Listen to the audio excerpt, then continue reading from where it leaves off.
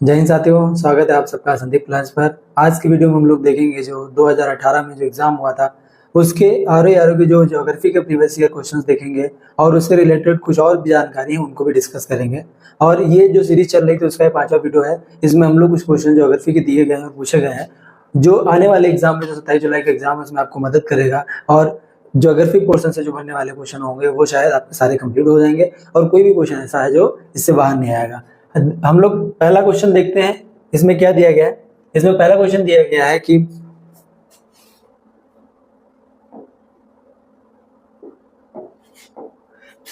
कि पृथ्वी की सतह का वह भाग जिस पर भूकंपीय तरंगों का सर्वप्रथम रिकॉर्ड किया जाता है वह क्या कहलाता है। यानी इसमें यह पूछा गया है कि जैसे मान लो कि जो पृथ्वी दी गई है उसमें अगर जो यहाँ पे अगर ये जो पॉइंट यहाँ पे कोई भूकंप उठता है, ठीक है, तो ये पृथ्वी की जो सतह यहाँ पर पूछी गई है ये वाला एरिया कि अगर मान लो यहाँ से यहाँ तक ही चलता है तो जो पृथ्वी की सतह पर भूभाग जिस पर भूकंपी तरंगों का जो रिकॉर्ड किया जाता है वो सर्वप्रथम क्या होता है? वो होता है अधिकेंद्र। ठीक है, यानी ये वाला जो एरिया जहाँ पर जो पाया जाता है इसको कहते हैं अधिकेंद्र।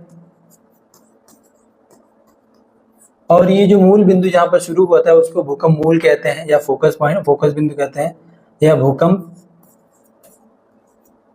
मूल कहते हैं।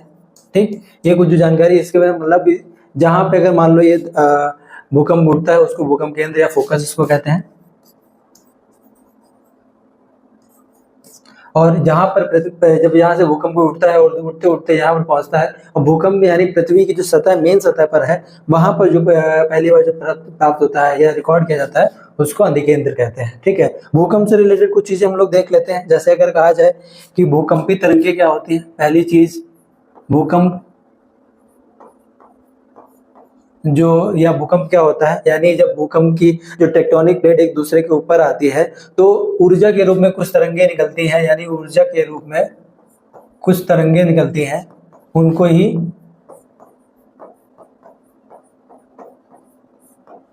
ही भूकंप कहते हैं। ठीक है, फिर दूसरी चीज अगर हम कहें कि ये जो अगर एक डायग्राम बना के चले कि जैसे ये यहाँ पर है, ये पृथ्वी है और ये यहाँ पर केंद्र है। ठीक, भूकंप उठ करके ये सतह पर आता है, ये वाला एरिया जो होता है वो अभी हमने देखा अधिकेंद्र कहते हैं और ये मूल केंद्र कहते हैं। अब इससे रिलेटेड हम लोग कुछ चीजें देखते हैं कि भूकंप का जो उद्गम क्षेत्र होता है या उद्गम होता है ये पृथ्वी के अंदर होता है, यानी ये वाला जो इसको कहते हैं उद्गम मूल भी कहते हैं, ये पृथ्वी के अंदर होता है और अधिकेंद्र पृथ्वी के ऊपरी सतह पर होता है। अब जो होता है भूकंप तरंगे जो होती हैं, अगर देखा जाए कि जो भूकंप तरंगों को नापा किससे जाता है, वो सिस्मोग्राफ से नापा जाता है, नापा जाता है। ठीक है, तीसरा ये कहा जाए कि जैसे अगर इसकी यूनिट जो होती है वो किससे होती है, रिएक्टर होती है, रिक्टर स्केल में जो उसको नापते हैं। ठीक है, अगर ये कहा जाए कि जो भूकंप तरंगे होती हैं, भूकंप तरंगों के प्रकार, भूकंप तरंगे जो होती हैं वो होती हैं दो प्रकार की। पहली होती है पी तरंग, दूसरी होती है एस तरंग। इसके बारे में हम लोग देख लेते हैं, थोड़ी जानकारी है इसके लिए देखते हैं। इसके लिए हम थोड़ा सा देख लेते हैं कि अगर ये कहा जाए भूकंप तरंगे में जो होती है पी तरंग और एस तरंग क्या होती है। जो पृथ्वी की सतह पर पहली जो तरंग पहुंचती है यहां से अगर उठती है, ये जो है यहां से जो तरंग ये उठ करके पहली बार जो पहुंचती है पृथ्वी की सतह पर वो पी तरंग होती है, यानी पृथ्वी की सतह पर पहुंचने वाली यानी पहले पहुंचने वाली तरंग होती है और ये जो होती है वो पी तरंग के बाद में पहुंचती है। दूसरा ये कहा जाए ये तरंगे जो होती हैं अनुदैर्ध्य तरंगे होती हैं और ये तरंगे अनुप्रस्थ होती हैं। और एक कहा जाए कि ये वाली जो तरंगे होती हैं ये ठोस, द्रव और गैस तीनों में गमन कर सकती हैं, और ये सिर्फ ठोस में चल सकती है। ठीक, इसका जो होता है, इसकी स्पीड ज़्यादा होती है, यानी इसकी गति जो होती है वो ज़्यादा होती है, और इसकी गति एस से कम होती है, यानी इसकी जो गति होती है वो एस पी से कम होती है। ठीक, अगर इस तरीके की हम लोग कहा जाए कि जो पी तरंग होती है, अगर डायग्राम वाइज देखें तो डायग्राम की अगर जैसे ये तरंग जो चलती है वह इस तरीके की चलती है, बट एस तरंग जो होती है वो जो चलती है वो इस तरीके से होती है। ये चलती है बट ये बहुत तेजी से चलती है, बट इससे कोई नुकसान नहीं होता है। जो एस तरंगें जो पृथ्वी के अंदर होती हैं, इनसे जो इसमें जो उथल पुथल बहुत ज्यादा होता है, इस वजह से ये खतरनाक या नुकसानदेह होती है। ठीक है, ये कुछ जो जानकारी थी तरंगों को, भूकंपों के बारे में। अगले क्वेश्चन पे चलते हैं और देखते हैं। दिया गया है कि इसमें सूची 1 को सूची 2 से सम्मिलित करना है और नीचे दिए गए कोड का सही उत्तर देना है। यहाँ पर क्या दिया है, कुछ पहाड़ियां दी गई हैं और पहाड़ियों के यहाँ पर राज्य दिए गए कि किस राज्य में कौन सी पहाड़ियां स्थित है। अगर हम लोग देखें कि जो गारो जो पहाड़ियां हैं वो मेघालय में स्थित है, और मिरी जो पहाड़ियां हैं वो अरुणाचल प्रदेश में स्थित है, और कुल्लई मलाई जो है वो तमिलनाडु में स्थित है, और डालमा पहाड़ियां जो है वो झारखंड में स्थित है। अगर ये कहें कि ए का 1 और बी का 3 यानी ए का 1 बी का 3, तो सी का 2 यानी 2 और डी का 4 यानी ये वाला जो ए ऑप्शन होगा ये सही होगा। अब हम लोग कुछ जो चीजें देख लेते हैं कि किस राज्य में कौन सी पहाड़ियां स्थित हैं।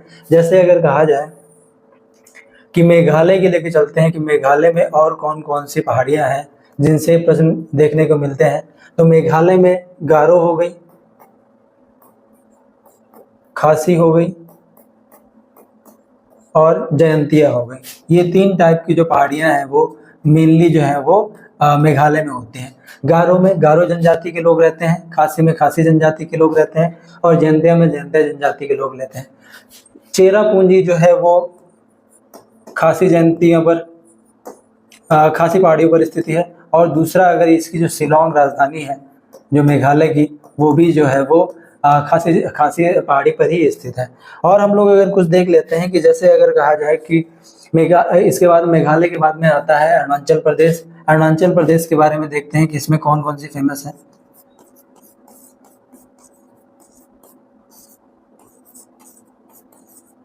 अरुणाचल प्रदेश के अगर कुछ जनजातीय जो पहाड़ियां हैं उनके नाम अगर देखना चाहें तो जैसे अगर कहा जाए अरुणाचल में पटकाई भूमि पड़ती है,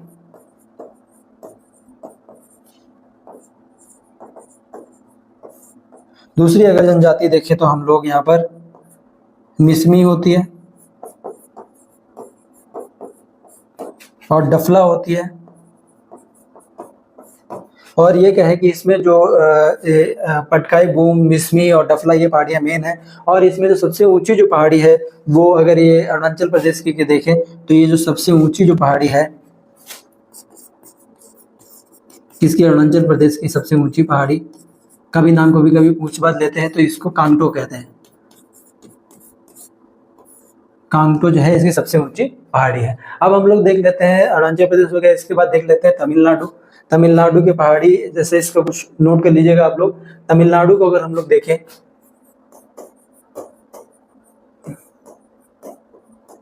तमिलनाडु में जो मेन मेन पहाड़ियां हैं उनके बारे में अगर हम लोग देखें कि जैसे अगर कहा जाए नीलगिरी पहाड़ी जो है वो कर्नाटक और तमिलनाडु के बीच बॉर्डर पे स्थित है, तो नीलगिरी हो गया।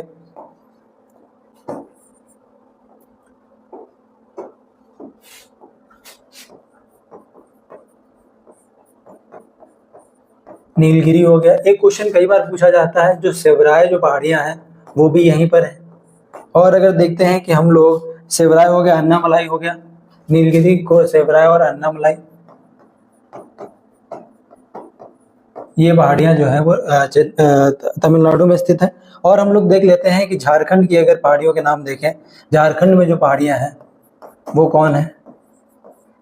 झारखंड में कुछ पहाड़ियों के नाम अगर देखते हैं कि जैसे अगर कहा जाए कि पारसनाथ जो है,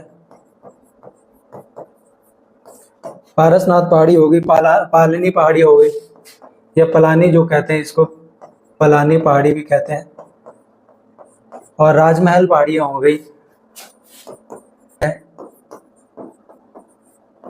त्रिकुट पहाड़ी। ये जो पहाड़ियां हैं वो झारखंड की सबसे जो पहाड़ियों में कई बार क्वेश्चन राजधानी है, वो जो रांची राजधानी है झारखंड की, वो त्रिकुट पहाड़ी पर ही स्थित है। ठीक है, तो ये कुछ पहाड़ियों से बनने वाले क्वेश्चन जो आगे एग्जाम में पूछा सकते हैं, ये उनके बारे में जानकारी है। अगले क्वेश्चन पे चलते हैं। क्या दिया है इसमें? दिया गया है कि भारत के तटीय राज्यों की संख्या बतानी है हमको। तो भारत के तटीय राज्यों की संख्या के बारे में अगर हम लोग देखें या भारत का डायग्राम समझने की कोशिश करते हैं कि जैसे अगर ये मान लीजिए ये भारत का कुछ नक्शा है, एग्जैक्ट नहीं बनेगा, बट हम लोग तटीय राज्यों के बारे में देख लेते हैं। तो अगर तटीय राज्यों की संख्या देखें तो सबसे पहले हम लोग इनकी संख्या देख लेते हैं। जो स्टेट है यानी राज्य हैं, इनकी संख्या 9 है, और जो ये केंद्र शासित राज्य हैं इनकी संख्या 4 है।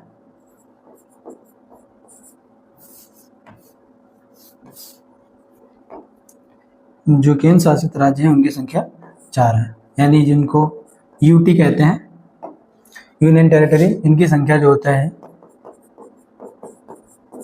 वो 4 है। अब इसके बारे में हम लोग देखते हैं कि जैसे किस प्रकार से 9 होंगे, उसके बारे में हम लोग देखते हैं। सबसे पहले अगर हम लोग उसको देखते हैं तो ये गुजरात पड़ता है, ये एक हो गया। उसके बाद में यहाँ पर दूसरा जो है वो महाराष्ट्र है। उसके बाद यहाँ पर छोटा सा पड़ता है गोवा, ये गोवा है तीसरा स्टेट। गोवा के बाद में यहाँ पर का जो एरिया है वो चौथा स्टेट है, वो कर्नाटक है। कर्नाटक में यहाँ पर ये जो लंबा लंबा एरिया है ये 5वां अगर देखते हैं तो केरल है। अब उसके बाद में यहाँ आ जाते हैं, इसकी इधर की ये वाला एरिया है, अगर इसको देखें तो ये वाला तमिलनाडु हो गया 6। उसके बाद में ये वाला जो एरिया है आंध्र प्रदेश है 7।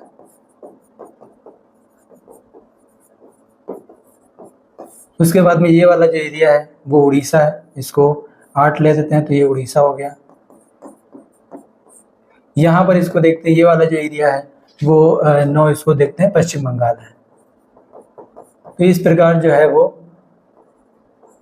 9 जो स्टेट है वो तटीय राज्य हैं। उसके बाद में अगर हम लोग देखें केंद्र शासित कहाँ पड़ता है, यहाँ पर एक लक्षद्वीप पड़ता है, ये अंडमान निकोबार यहाँ पर पड़ता है, पुडुचेरी कुछ भाग यहाँ पर, एक भाग यहाँ पर है, 3 हो गया। यहाँ पर दमन द्वीप एक, और जो यूनियन टेरिटरी है वो 4, यानी ये 4 टेरिटरी यूनियन टेरिटरी वो है, और 9 जो है वो तटीय राज्य हैं। इनके बारे में हम लोगों ने देख लिया। अगले क्वेश्चन पे चलते हैं। क्या दिया है कि भारत के निम्नलिखित राज्यों में से किन राज्यों में थारू जनजाति रहती है? तो थारू जनजाति जो है अगर मूल रूप से देखा जाए तो उत्तर प्रदेश और उत्तराखंड की सबसे बड़ी जो है वो जनजाति है। अब जनजातियों से कुछ क्वेश्चन बनते हैं। अगर देखा जाए कि उत्तराखंड में जो और जो जनजातियां हैं वो कौन कौन सी हैं, तो जो और जनजाति हैं, यानी अगर पहला देखते हैं उत्तराखंड की और जो जनजातियां हैं उनके बारे में हम लोग देखते हैं कि जैसे अगर उत्तराखंड की और जनजातियां जो हैं वो, एक तो पहली हो गई थारू। थारू जो जनजाति है वो सबसे बड़ी जनजाति है उत्तराखंड की। उसके बाद में आती है हमारी भोटिया थारू जौनसारी, ये पड़ती है भोटिया जौनसारी। और बुक्सा जनजाति, ये आज जो जनजातियां हैं वो उत्तराखंड में रहती हैं। अब उसके बाद में अगर हम लोग देखें कि उत्तर प्रदेश में कौन कौन सी जनजाति रहती हैं, दूसरे के जनजाति के बारे में देखें तो उत्तर प्रदेश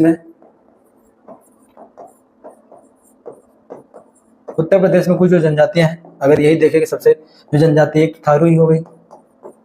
दूसरी अगर देखें कि इसमें जो बुक्सा जनजाति है वो भी सेकेंड नंबर पर है, ये यहाँ पर बिजनौर एरिया में पाई जाती है। बुक्सा जनजाति क्वेश्चन भी बनता है, बुक्सा जनजाति किस क्षेत्र में पाई जाती है, तो उत्तर प्रदेश के बिजनौर वाले इलाका में जो जनजाति पाई जाती है। और अगर देखें कि इसमें जो गोंड जनजाति है, गोंड जनजाति भी पाई जाती है। गोंड जनजाति सोनभद्र वाला जो इलाका है, सोनभद्र बलिया, ये वाला जो इधर वाला एरिया है वो यहाँ पर पाया जाता है। और अगर हम देखें कि बैगा, आहरिया,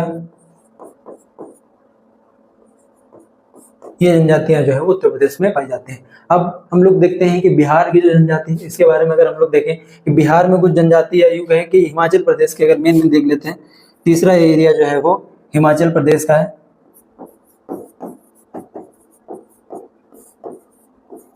हिमाचल प्रदेश की जो प्रमुख जनजाति है वो गद्दी जनजाति है। गद्दी जनजाति सबसे ज्यादा पाई जाती है। और इसमें जो हिमाचल प्रदेश में और गुज्जर जनजाति है। गुज्जर जनजाति हिंदू प्लस मुस्लिम दोनों के जो रूल है वो फॉलो करती है। गुज्जर जनजाति के बाद में लाहौली, जो लाहौली स्पीति है वो लाहौली जनजाति भी यहीं पर मिलती है। और देखिए किन्नौरी जनजाति भी जो है वो किन्नौर एरिया में मिलती है। और अगर देखें कि हम लोग जो दूसरी जनजाति पंगवाल जो जनजाति है वो भी यहाँ पर पाई जाती है। ठीक, और कुछ बचता है, जैसे अगर हम लोग देखें कि यहाँ पर झारखंड में जो होती है वो मुंडा जनजाति पाई जाती है। मुंडा जो बिरसा मुंडा है, इनका हिस्टोरिक जो बहुत ज्यादा जो उसका इमेज रखता है। ये कुछ जनजातियां थी इनसे बनने वाले सवाल। अगला सवाल हम लोग देखेंगे, इसमें क्या दिया है। इसमें दिया है कि कथनों पर विचार कीजिए। पहला कथन दिया है, इसमें एक दिया है कि मिट्टी की प्रजातियों में मृत्तिका की अधिकतम जल धारण करती है। यानी ये दिया है कि मिट्टी की जितनी भी प्रजातियां होती हैं उनमें जो मृत्तिका होती है उसका जल धारण करने की क्षमता ज्यादा होती है। दूसरा क्या दिया गया कि मृत्तिका के रंध्राकाश यानी जो पार्टिकल होते हैं वो बड़े आकार में पाए जाते हैं। ठीक है, तो अगर हम लोग इसमें देखें कि जो मृत्तिका होती है उसके जो आकार हम लोग मान के चलते हैं कि आकार जो होते हैं वो बड़े नहीं होते हैं, यहाँ पर होते हैं छोटे होते हैं। लेकिन यहाँ पर मृत्तिका की जो जल धारण करने की क्षमता जो होती है सबसे ज्यादा होती है। ठीक है, तो अगर हम लोग पहला देखें कि पहला सही है दूसरा गलत है, तो ये सी वाले में पहला सत्य किंतु आर असत्य है, तो ये ऑप्शन होगा। अब मृत्तिका की बात आती है। मृत्तिका में जैसे अगर कहा जाए, एक होती है मृत्तिका,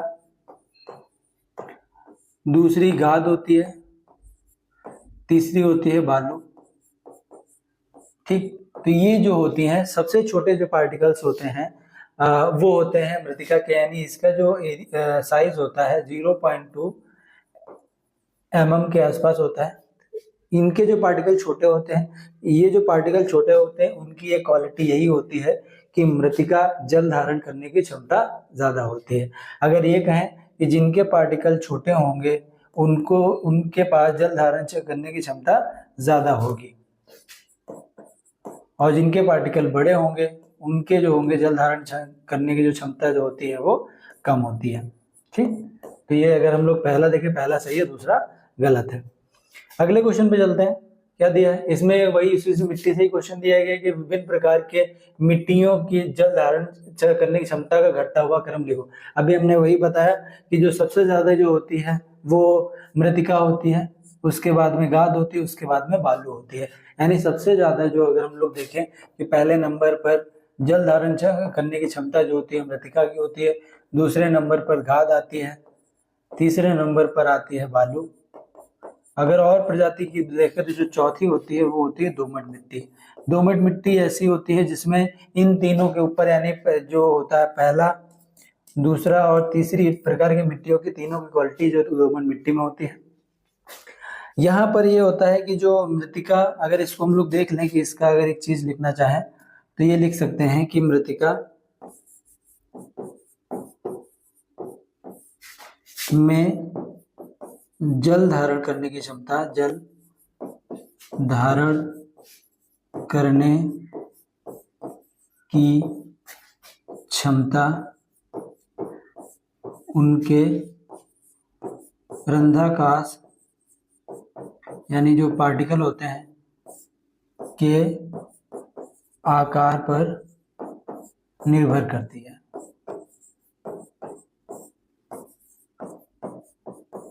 ठीक, अगर किसी भी मिट्टी के जो पार्टिकल अगर छोटे छोटे होंगे उनमें जल धारण करने की क्षमता ज्यादा होगी, जिनमें पार्टिकल मिट्टी के ज्यादा बड़े बड़े होंगे उनमें जल धारण करने की क्षमता बहुत ही कम होती है। अगला क्वेश्चन हम लोग देखते हैं, इसमें बांध और नदी के बारे में दिया गया है। कौन सा बांध किस नदी पर बना हुआ है उनके बारे में दिया गया है। अगर हम लोग देखें कि कुछ बांध दिए गए और नदी दिया गया, जैसे अगर दुलस्ती दिया गया, दुलस्ती बांध जो है वो चिनाब नदी पर है यानी पहले का 2। फिर गांधी सागर बांध जो है वो चंबल नदी पर है। चंबल नदी पर जितने भी सागर करके बांध है वो चंबल नदी पर है। अभी हम बता देंगे कौन कौन से बांध है। तो ये 2 का बी का 2। और हम लोग देखते हैं कि जो उकाई बांध है वो तापी नदी पर है, और जो तवा बांध है वो तवा नदी पर है। यानी पहले का दूसरा और तीसरे का तीसरा और ये चौथा, यानी 2 1 3 4, ये वाला ऑप्शन जो है उसका सही हो जाएगा। ठीक है, तो ये जो चंबल जो बांध है उनमें नदी, किस नदी पर कौन सा बांध बना है, इससे कई बार क्वेश्चन डायरेक्ट पूछ ले जाते हैं। तो हम लोग इनमें जो जैसे चंबल नदी, चिनाब नदी, तापी नदी और तवा नदी, इनके बारे में बता देते हैं कि और कौन कौन से बांध होते हैं। पहला अगर हम लोग देखते हैं,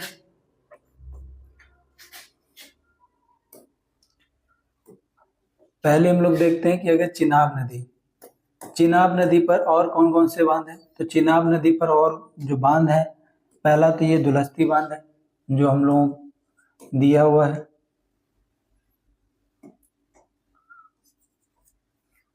एक सेकंड, ये पहला दिया है दुलस्ती बांध, ये चिनाब नदी पर ही है। दूसरा इनमें सबसे बड़ा जो बांध है वो बगलिहार बांध है,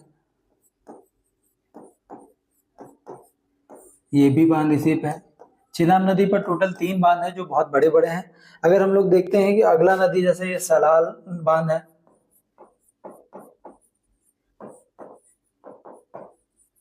ये 3 बांध जो है वो तीनों के तीनों हैं जम्मू कश्मीर में, और यही तीनों जो है वो बांध बड़े हैं और इम्पोर्टेंट है। इसके अलावा कुछ और बांध भी हैं जो चिनाब नदी पर है। जैसे अगर हम लोग देखते हैं कि इसमें पाकल दुरू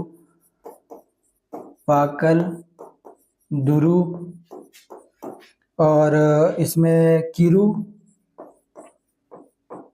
और रतले, ये 3 जो है, ये 4 जो और हैं ये निर्माणाधीन है, अभी बन रहे हैं। बट ये जो बगलिहार बांध, दुलस्ती बांध और सलाल बांध, ये तीनों बन चुके हैं और यही बांध कई बार पूछा गया। कई बार ये सलाल बांध डायरेक्ट पूछ लिया गया और बगलिहार पूछ लिया गया किस नदी पर बना हुआ है।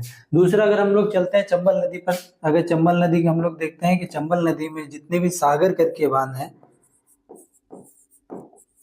चंबल नदी पर सागर करके जितने भी बांध है वो सागर करके ही सारे बांध है। जैसे अगर हम लोग देखते हैं, पहला तो यही दिया है गांधी सागर बांध,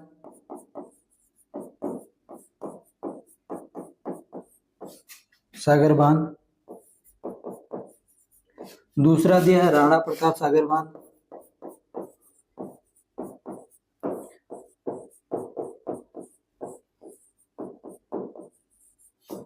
तीसरा दिया है जवाहर सागर बांध,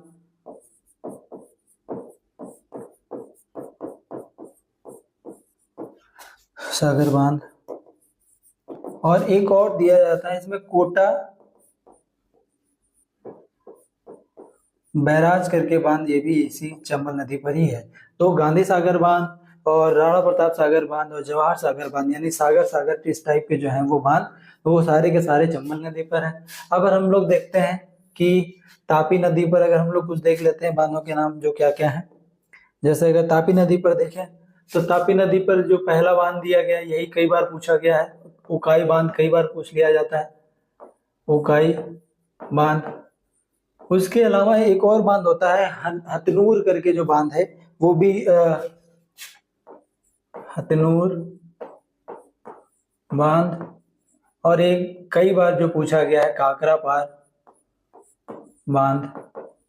ये तीनों बांध जो है उकाई बांध, हथनूर बांध और काकरा पार बांध जो है, एक सेकंड, जो काकरा पार जो बांध है वो उकाई नदी पर ही है। तो इसको डायरेक्ट कई बार पूछ लिया गया है, काकरा पार जो बांध है वो कहाँ पर स्थित है, वो उकाई नदी पर ही स्थित है। ठीक। तापी नदी जो तवा नदी है, इसका कई बार पूछा जाता है कि सिर्फ तवा नदी पर तवा बांध बना हुआ है। ये बनना शुरू हुआ था 1958 में और बन के जब शुरू हुआ था 1978 में। ठीक, लगभग हम लोगों का जो लगा था वो 30 साल के आसपास इसका समय लगा था कि बनने में, तैयार होने में। तो ये जो कुछ बांध थे उनसे बनने वाले जो प्रश्न थे, कई बार अलग अलग करके बांध। अगले क्वेश्चन पे चलते हैं। इसमें क्या दिया है कि निम्नलिखित में कौन सा शैल समूह जो है वो भारत के धात्विक खनिजों का प्रमुख स्रोत है। तो इसमें हम लोग देखते हैं कि जो धारवाड़ क्रम की चट्टानें हैं या धारवाड़ क्रम के जो शैल समूह हैं, इनमें सबसे ज्यादा जो है वो खनिज पदार्थ पाए जाते हैं। अब इनमें पाया क्या क्या जाता है, अगर हम लोग खनिजों के नाम देखें तो ये धारवाड़ क्रम की चट्टान जो है उसमें सबसे पहले लौ अयस्क प्रमुख मात्रा में पाया जाता है, लौ अयस्क, फिर मैग्नीज पाया जाता है, जस्ता पाया जाता है और सीसा पाया जाता है। ये इस प्रकार के जो है वो जो सबसे ज्यादा जो है अयस्क पाए जाते हैं। और इसमें सोना भी पाया जाता है, अगर सोना कम मात्रा में पाया जाता है बट पाया जाता है। फिर अगर हम लोग देखें कि थोड़ी सी मात्रा में इसमें चांदी भी पाई जाती है, ठीक। तो सोना, चांदी, लौह अयस्क, मैग्नीज, जस्ता, सीसा, ये सब का जो है वो धारवाड़ क्रम की चट्टानें पाए जाते हैं। आप लोग एक पढ़े हुए हैं गोंडवाना क्रम की चट्टानें, इसमें सबसे ज्यादा जो है वो कोयला पाया जाता है, सबसे ज्यादा जो है वो कोयला इसी में पाया जाता है, गोंडवाना क्रम की चट्टानों में। फिर आता है विंध्यन क्रम की चट्टानें। ये क्या हो रही हैं, धीरे धीरे जो है अपने अस्तित्व को खत्म करती जा रही है, धीरे धीरे ये अपनी क्या होती है, अपरदन की ओर जा रही हैं। जैसे अगर विंध्याचल का पर्वत हम लोग देखें तो ये विंध्यन क्रम की चट्टानों में आता है। फिर हम लोग देखें टर्सरी युग, टर्सरी युग सबसे पहले जो होता है वो उस क्रम की चट्टानों में मिलता है। तो सबसे ज्यादा जो अगर हम लोग देखें कि जो खनिज की मात्रा पाई जाती है वो धारवाड़ क्रम की चट्टानों में पाई जाती है। अगले क्वेश्चन में हम लोग देखें, इसमें दिया गया कि चुटिक्का माटा जो चिली में है वो निम्नलिखित में से किस खनिज के लिए विश्व प्रसिद्ध है। तो हम लोग सबसे पहले ये देखते हैं कि जो चिली एक देश है जो तांबा के लिए सबसे ज्यादा प्रमुख माना जाता है। तो जो चुटिक्का माटा है ये तांबे के लिए सबसे ज्यादा उसकी एक खदान है, और खदान जो है वो तांबे के लिए फेमस, सबसे ज्यादा उसका ही उत्पादन होता है। अगर हम लोग देखें तांबे में जो सबसे बड़ा जो उत्पादक होता है, तांबा का सबसे बड़ा उत्पादक देश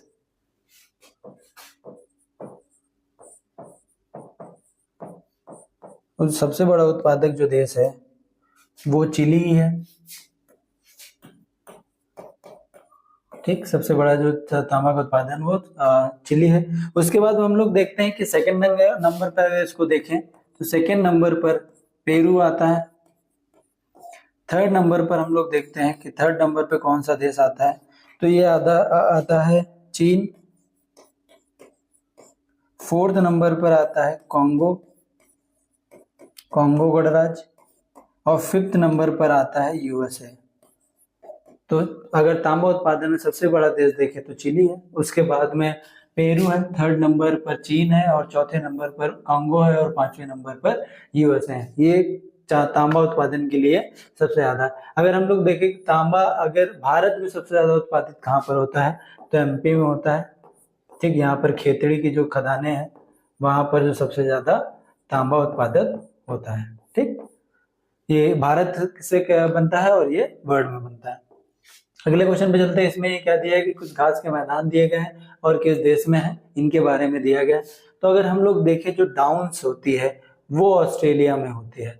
तो पहले का फोर्थ का जो है वो पहला दिया है, फोर्थ का पहला किसमें दिया है, इसी में दिया है। कि इसमें आप लोग देख रहे हैं कि अगर आपको एक ऑप्शन आता है तो आप पूरा का पूरा क्वेश्चन सॉल्व कर सकते हैं। यानी डाउन जो है वो ऑस्ट्रेलिया में है। अगर हम लोग देखें कि इसमें जो पंपास होती है ये जो अर्जेंटीना में होती है, यानी पहले का 3 हो गया।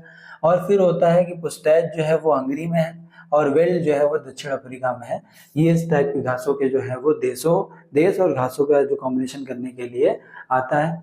कुछ और घासें हैं जो इनके बारे में हम लोग देख लेते हैं। अगर हम लोग देखें कि जो ये पेरी घास होती है, पेरी घास के मैदान जो होते हैं वो उत्तरी अमेरिका में पाए जाते हैं। इनको याद करने की कुछ ट्रिक्स होती हैं, रिलेट कर लेंगे तो आपको याद जल्दी हो जाता है। इनके याद करने के तरीके मैं बता दूंगा। अगर दूसरा अगर देखें, जो पेस्टीज करके एक घास का मैदान होता है, स्टेपी, जो स्टेपी घास का मैदान होता है, स्टेपी जो घास होता है वो यूरेशिया में होता है। यूरेशिया क्या है, यूरेशिया मतलब यूरोप प्लस एशिया, दोनों में जो होती हैं वो इस टाइप की घास के मैदान पाए जाते हैं। यानी एशिया, इन दोनों में जो घास के मैदान जो है पाए जाते हैं। अगर हम लोग देखें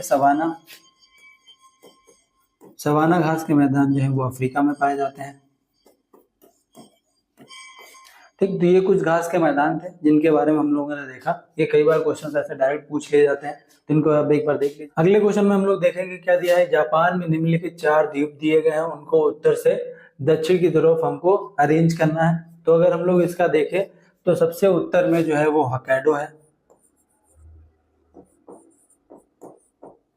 ठीक, उसके बाद में जो पड़ता है होन्शु पड़ता है। उसके बाद में जो पड़ता है वो शिकोकू पड़ता है। अगर इस तरीके का आंसर देखा तो होक्काइडो, होन्शु और शिकोकू, होक्काइडो, होन्शु और शिकोकू ये इसमें पड़ता है। उसके आगे दक्षिण में जो पड़ता है वो क्यूशू पड़ता है। ये जो है उत्तर से दक्षिण की ओर अरेंजमेंट आता है। इससे एक और क्वेश्चन बनता है कि जापान का सबसे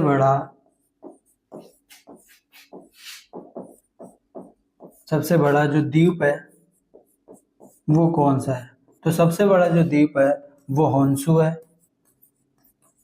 ये कई बार डायरेक्ट ये क्वेश्चन पूछ लिया जाता है। तो ये कुछ क्वेश्चन थे जो 2018 में पूछे गए थे। अगर आपको ये वीडियो अच्छी लगी हो तो इस वीडियो को लाइक कर दीजिएगा और हमारे चैनल को सब्सक्राइब जरूर कर लीजिएगा। इसी के साथ जय हिंद, जय भारत।